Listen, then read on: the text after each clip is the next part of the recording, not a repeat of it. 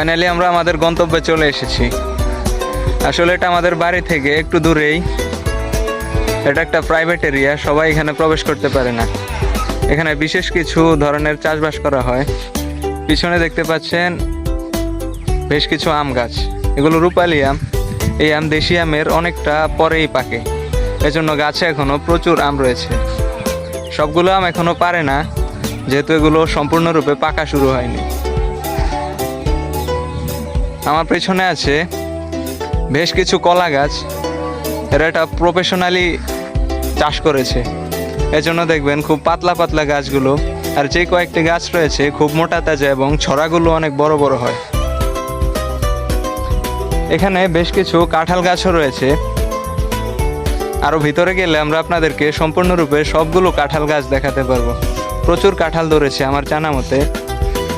এখন যাওয়ার পরে দেখতে পারবো আসলে ঠিক কীরকম কাঁঠাল এখনও গাছে আছে। এখানে দেখছেন নিচে প্রচুর পরিমাণে নষ্ট আম পড়ে আছে। এগুলো আসলে যেগুলো খুব আগে বের হয়েছে এবং ভালো মানের আম, এগুলো কলাবাদুর এবং কিছু পাখি নষ্ট করেছে। আপনারা দেখছেন অনেক সুন্দর এবং অনেক বড় আমগুলো, এগুলো পাখি নষ্ট করে ফেলেছে। সামনে যা দেখা যাচ্ছে বড় বড় গাছ, সবগুলোই আম গাছ। আর গাছে প্রচুর পরিমাণে আম আছে। আম গাছের নিচে আপনারা আসলে লক্ষ্যই করেছেন প্রচুর আম নষ্ট হয়ে পড়েছে। এই যে এখানেও একটি আম, যথেষ্ট বড় আম ছিল, আর এটা বাদুড় খেয়ে ফেলেছে। অনেক আম পাখিও খেয়ে ফেলে। আম গাছের পাশেই আরেকটি বেড়া দেওয়া এরিয়া আছে। এই এরিয়াতে আমার জানা মতে এগুলো ভিয়েতনামি নারিকেল গাছ। আর একটু বড় হলেই নারিকেল ধরা শুরু করবে। ভেতরে আরও বেশ কিছু আম গাছ, কমলা এবং প্রচুর পরিমাণে লিচু গাছ দেখা যায়। ভেতরে ঢুকতে পারলে আমি সম্পূর্ণ ভালোভাবে দেখাতে পারতাম। দেখি আরও সামনে যাওয়া যাক, কী গাছ দেখা যায়। আম গাছগুলো বেশ খানিকটা উপরেই আছে, খুব উঁচা। উঁচার কারণে অনেকে এটাকে কিল্লা বলে ডাকে। আসলে আমাদের এলাকা নদীমাতৃক এলাকা, আশপাশে প্রচুর নদী আছে। আর এটা একটা চরাঞ্চল, এখানে বেশিরভাগ সময় বন্যা হয়ে থাকে। এজন্য আমাদের এলাকায় কিছু জায়গাকে সরকারি উদ্যোগের মাধ্যমে অনেক উঁচু করে রাখা হয়। একটু বড় এরিয়া উঁচু করা হয়, যাতে এলাকার আশপাশের যত গরু ছাগল আর ইম্পর্টেন্ট জিনিসপত্র আছে সেগুলো এই কেল্লার উপরে এনে নিরাপত্তা দেওয়া যায়।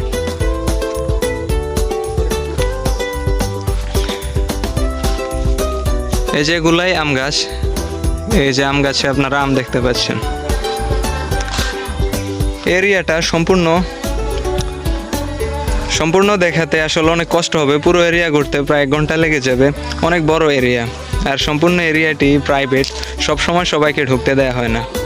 আর এটি এখন একজনের দায়িত্বে আছে, সেই পুরো বাড়ি দেখাশোনা করে। আর আশপাশে প্রচুর পরিমাণে চাষাবাদ করা হয়, মৌসুমি সকল ধরনের চাষ করা হয়। এই যে আম গাছের নিচে আপনারা দেখতে পাচ্ছেন হলুদ, নিচে হলুদ চাষ করা হয়। প্রচুর পরিমাণে হলুদ গাছ আছে এখানে। উপরে আম গাছ, নিচে হলুদ গাছ, এর পাশে এই কলা বাগান। আসলে পরিবেশটা খুবই চমৎকার। আপনাদেরকে মুখে যত বলে আর ক্যামেরায় দেখিয়ে যতটুকু বোঝাতে পারছি, আসলে রিয়েল লাইফে এটি অনেক বেশি চমৎকার, অনেক বেশি সুন্দর।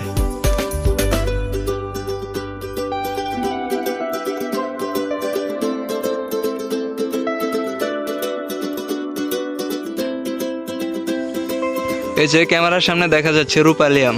আসলে গাছগুলো বেশ বড়, এই জন্য আমার ফোন ক্যামেরায় ভালো মতো স্পষ্ট দেখাতে পারছি না। আর এই ঢালটি যথেষ্ট নিচে, আমাদের হাত থেকে একটু উপরেই, এই জন্য আপনাদেরকে দেখাতে পাচ্ছি। এই যে দেখুন প্রচুর আম আছে এখানে। পাশেই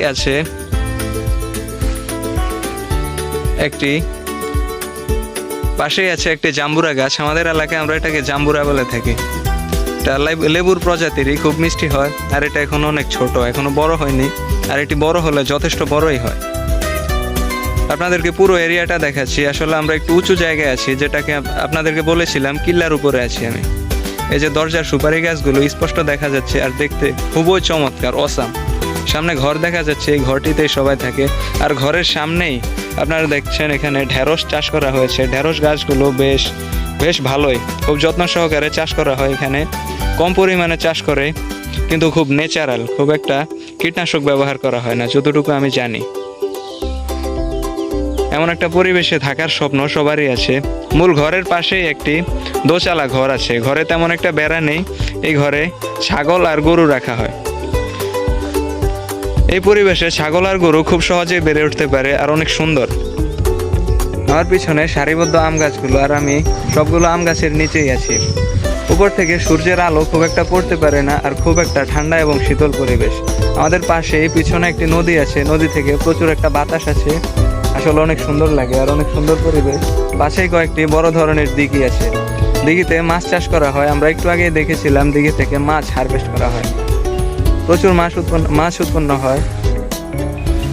দিঘির ওপারে একটি বড় নদী, আপনাদেরকে নদীও দেখাবো। আমরা নদীর দিকে এগোচ্ছিলাম, আমাদের পিছনেই নদী। চলুন আমরা আরো সামনে যাই আর দেখি আর কি কি আছে এখানে। এই যে আম গাছতলায় গরুর বাসস্থান দেওয়া হয়েছে, এটা গরুর ঘর, এখানে গরু রাখা হয়। যে সময় দিনে ঘরের ভিতর খাবার দেওয়া হয় তখন গরু এটার ভিতরে থাকে। আর এখন যেহেতু বৃষ্টি নেই, এর জন্য গরু সম্ভবত বাইরে আছে। এই যে আপনারা সামনে দেখছেন অনেকটা খোপ খোপ, এগুলাতে গরুকে খাবার দেওয়া হয়। গরু বাঁধারও বেশ মজবুত জায়গা আছে। এই ঘরে প্রায় 20 থেকে 30টি গরু রাখা যায়। আর গরুকে পানির ব্যবস্থা দেওয়ার জন্য আছে মোটর। আর আশপাশের কাঁঠাল গাছ থেকে কাঁঠাল পেকেছে, যেগুলো আসলে এখানে স্তূপ করা হয়েছে। এই কাঁঠালগুলো হয়তো বাজারে দেওয়া হবে বিক্রি করার জন্য। আপনাদেরকে বলেছিলাম প্রচুর কাঁঠাল গাছ আর প্রচুর কাঁঠাল ধরেছে, ওখান থেকে এই কাঁঠালগুলো পাড়া হয়েছে, পেরে এখানে স্তূপ করা হয়েছে। এই কাঁঠালগুলো কিছুক্ষণ পরে বাজারে দিয়ে দেওয়া হবে বিক্রি করার জন্য। গরু ঘর অনেক সুন্দর, অনেকটা পরিবেশ বান্ধব। আর এই সমস্ত ঘরে গরু সাধারণত রোগবালাই থেকে অনেক মুক্ত থাকে। অনেক সুন্দর পরিবেশ, এখানে গরু বেড়ে ওঠে খুব সুন্দরভাবে। আপনারা পাশের দৃশ্য দেখেই আসলে অনুভব করতে পারছেন এই জায়গাটা কত সুন্দর আর কতটা ইন্টারেস্টিং। অনেক বড় এরিয়া, চারপাশে অনেক বড় বড় দিঘি রয়েছে যেগুলোতে মাছ চাষ করা হয়। দিঘির চারপাশে চাষ করা হয় বিভিন্ন লতা ধরনের সবজি, যেমন লাউ, করলা, ধুন্দুল, ঝিঙা ইত্যাদি ধরনের সবজি চাষ করা হয়। আর দিঘির এপারে যে সমতল ভূমিটা আপনারা দেখছেন মালচিং দিয়ে ঢাকা হয়েছে, এখানে সবজির চারা রোপণ করা হয়েছে। আমরা আসলে ধারে গেলে বুঝতে পারবো কি ধরনের চারা রোপণ করা হয়েছে। এতটুকুতে আমরা অনুভব করতে পারছি এখানে বেগুনের চারা রোপণ করা হয়েছে।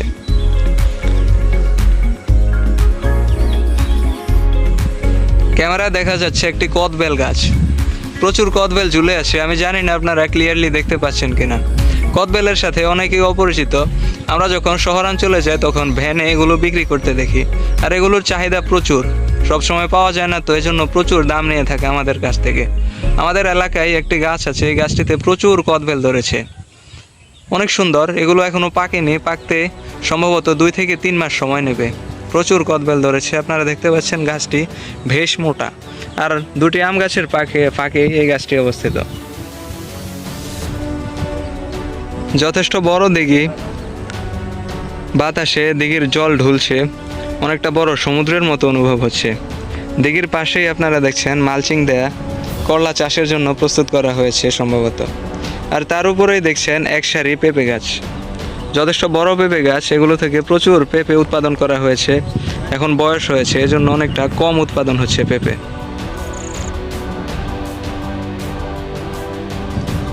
আমার পিছনে যে বড় দিঘিটি দেখছেন, এটা থেকে মাটি খনন করেই আসলে বড় কিল্লাটি প্রস্তুত করা হয়েছে।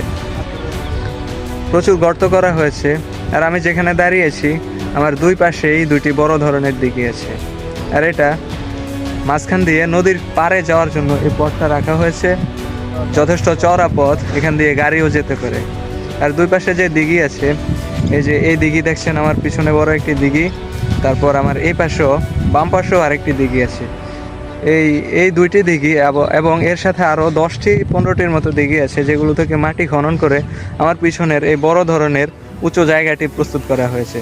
উঁচু জায়গাটাও প্রায় অনেক বড়, যেখানে আমাদের গ্রামের সকল পশু পাখি এখানে জড়ো করার জন্য প্রস্তুত করা হয়েছে।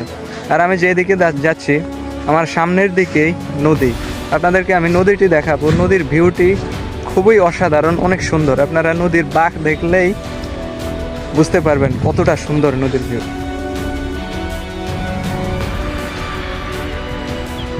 একটি পান্তুয়া পাখি উড়ে যাচ্ছে। এ ধরনের পাখি প্রচুর মাছ শিকার করতে পারে। আমার সামনে যে খোলা জায়গা আর সুন্দর ভূমি দেখা যাচ্ছে, এটা আসলে নদীর পাড়। আর মাঝখানের অংশটি হলো নদী। নদীর একটি বাঁক আছে সুন্দর, আর নদীর বাঁকে বসেই মানুষ এখানে বসে আড্ডা দিচ্ছে। আমরা নদীর দিকে যাচ্ছিলাম, আর সামনে দেখতে পেলাম একটি কাটা আর জালের বেড়া। এই বেড়াটি যথেষ্ট মজবুত করে দেওয়া হয়েছে। আমরা নদীর পাড়ে যেতে চাইলেও এদিক দিয়ে যেতে পারবো না সম্ভবত, যথেষ্ট মজবুত বেড়া। আপনারা দেখতে পাচ্ছেন, আমরা হয়তো অন্য কোনো ওয়েতে নদীর পাড়ে যেতে হবে। এখান থেকেও আমরা ভালো নদীকে উপভোগ করছি। নদীর পাড় দিয়ে মানুষ হেঁটে যায়। তাদের বাম পাশেই নদী, যথেষ্ট সুন্দর আর চিকন নদী। এখানে নদীর একটি বাঁকও রয়েছে। আপনারা দেখতেই পেরেছেন, আমরা আসলে নদীতে যেতে পারিনি। এখানে খুব ভালো একটি বেড়া দেওয়া হয়েছে, যাতে বাইরের গরু ছাগল এই এরিয়ার ভিতরে আনতে না পারে, আর ছোট বাচ্চা মানুষেরা যাতে আমবাগানে এসে ডিস্টার্ব দিতে না পারে, এই জন্য সম্ভবত বেড়াটি দেওয়া হয়েছে। নদীর পাড় দিয়ে মানুষ হাঁটাচলা করে। আপনারা দেখতে পাচ্ছেন এখনও মানুষ হাঁটাচলা করে। সামনে যে বড় গাছগুলো দেখা যাচ্ছে, এটি আসলে একটি সরকারি ব্র্যাকের অংশ। এই গাছের ভিতরেই আছে অনেক বড় একটি কলোনি, যেখানে প্রায় 1000 থেকে 2000 ফ্যামিলি বসবাস করে। আপনাদেরকে একদিন ফ্যামিলি ঘুরিয়ে দেখাবো। আসলে ওই ফ্যামিলিতে অনেক ধরনের, অনেক পেশার লোকজনই বসবাস করে, অনেক বৈচিত্র্যময় ফ্যামিলি। আর ওই ঘরগুলোর মাঝখানে বড় বড় দিঘি আছে। দিঘির চারপাশে সারিবদ্ধ ঘরগুলো আপনাদেরকে গেলে আসলে সুন্দর করে দেখাতে পারতাম, তবে আজকে যেহেতু সময় নেই, এজন্য খুব একটা দেখাতে পারছি না। আশা করি আগামীকালকে আপনাদেরকে দেখাতে পারবো। আমরা এখানেও দেখছি প্রচুর আম পাখি নষ্ট করেছে। প্রচুর আম এখানে দেখতে পাচ্ছেন, অনেক বেশি আম পাখি নষ্ট করেছে। গাছের নিচে একটার পর একটা অনেকগুলো বড় বড় আম পাখি নষ্ট করে রেখেছে। এই একটি আম, এই আমটি খুব ভালোই দেখা যাচ্ছে, সম্ভবত একটু আগেই গাছ থেকে পড়েছে। দেখবো আসলে এটি নিয়ে কী করা যায়। দেখি আমের মালিককে খুঁজে পাই কিনা, আশপাশে কোনো স্টাফ আছে কিনা, কথা বলে দেখব। আপনারা দেখতে পাচ্ছেন দুজন লোক কাঁধে ভর করে মাছের একটি বালতি এনেছে। মাছের বাচ্চা ফালাবে এই বড় দিঘিতে।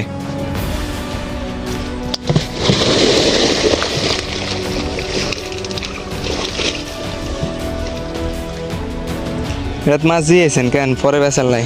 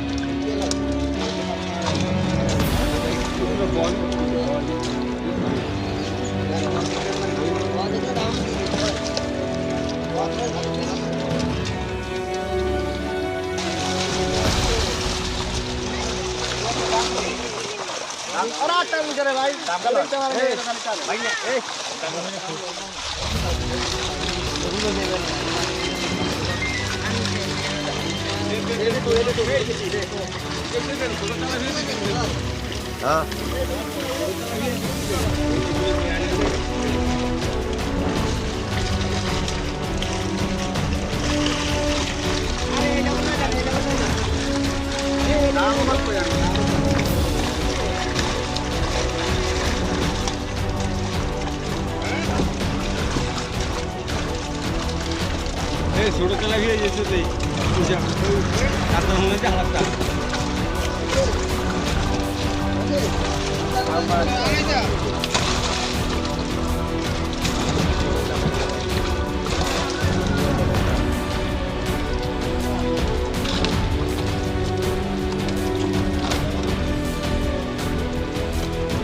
আমার পিছনে আপনি খেলার মাঠের মতো যে জায়গাটি দেখছেন, আসলে এটি খেলার মাঠের মতো লাগলেও খেলার মাঠ না। এটা ছোট একটি দিঘি বলতে পারেন, গভীরতা কম, এই জন্য শীতকালে এটি শুকিয়ে গেছে। আর প্রচুর ঘাস জন্মেছে এখানে। এখন আবার বর্ষাকালে নতুন করে পানি জমেছে এখানে। এখানে দেখবেন কিছুদিন পর আবারও মাছ চাষ করা হবে, আর এখান থেকে মাছ স্থানান্তর করে অন্য গভীর গভীর দিঘিতে নিয়ে যাওয়া হবে, এখানে মাছ রাখা হবে না। আর দিঘির ওপারেই আপনারা দেখছেন দুন্দল গাছের ঝাড়। আমার মাথার উপর প্রচুর দুন্দুল ঝুলে আছে, অনেক ছোট ছোট দুন্দুল যেগুলো এখনো কালেক্ট করার বয়স হয়নি। আর আশপাশে প্রচুর পরিমাণ ঘাস উৎপন্ন হয়েছে।